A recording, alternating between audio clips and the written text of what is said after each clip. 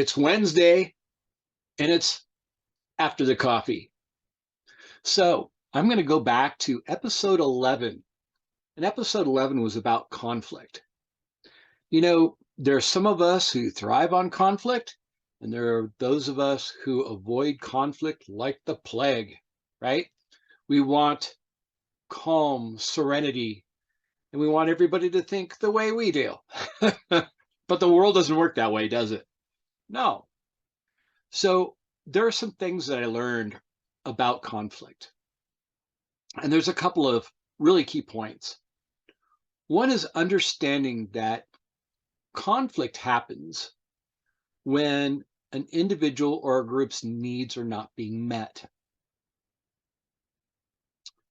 The other thing is that the most effective way of dealing with conflict, and I don't really find myself in either camp in regards to conflict. I don't thrive on it, but I don't really avoid it.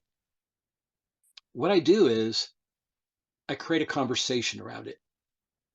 If I see something a certain way and another person sees it completely opposite, then I'll show interest.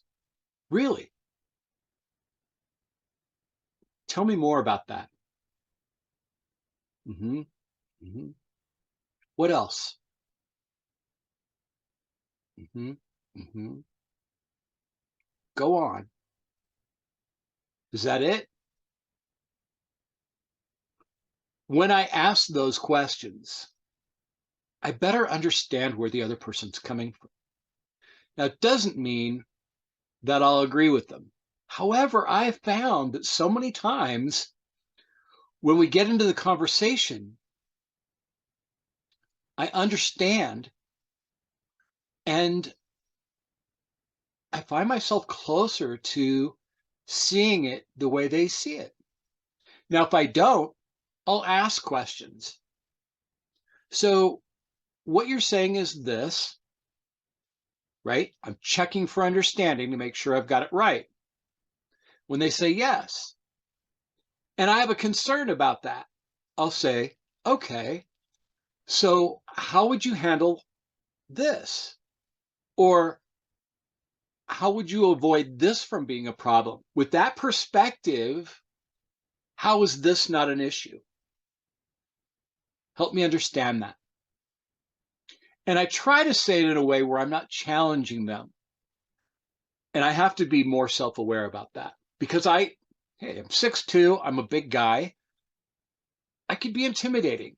So I have to be really careful and say, that's interesting. I'm very curious. Tell me more. hmm Okay. You see, I think a large part of conflict, and I've heard people actually have arguments, they're both saying the same thing. They're just choosing different words. The argument ends up being about semantics and not about principle. So rather than get on your soapbox and defend your position, because remember, resistance breeds resistance. Boy, you keep going like that, you only end up with a headache, right? So if you take one of those away, you can't have conflict because conflict is two forces coming together. When you create an inquiry, when you are genuinely curious and you have a desire to understand, then you learn. You learn maybe how your beliefs are wrong or your perspective is maybe off kilter a little bit. But regardless, you learn about how another person sees the same thing, but differently. And we bring on our life experiences. That's a big deal, right?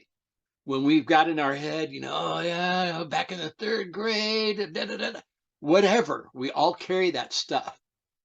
That's where our fears come from. To be able to not be fearful, because oftentimes conflict, let's not kid ourselves, conflict comes from our own fear, even if it's a fear of being wrong, because we don't want to be wrong. Nobody wants to be wrong. But you know what? We've also got to embrace the fact that we're constantly learning. We cannot believe always that our way is the only way things can be. And if we invite that conversation, we enrich ourselves with another perspective and we learn. We learn from other people as much as they learn from us. So, as a leader, that's really important. Not to have arguments, not have to have a need to be right, actually being open to the possibility, hey, I could be wrong. Tell me more. I want to know. That's exciting to me to entertain that. And I know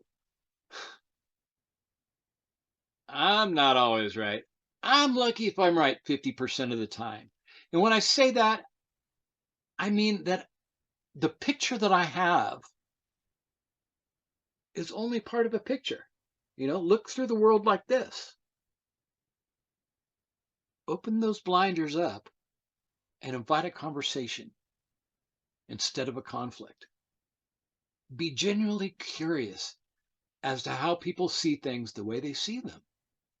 At worst, you'll better understand them as a human being. But at best, you'll both walk away enlightened. So that's the after the coffee. Please do me a favor. I love the thumbs up and the hearts. Those are great. But share your own experience with conflict with me down below. And make sure you subscribe, ring the bell, and share this with someone you think might benefit from this. Because knowledge, when we keep it to ourselves, doesn't grow what we want to see as far as change in the world. Share it. And thank you.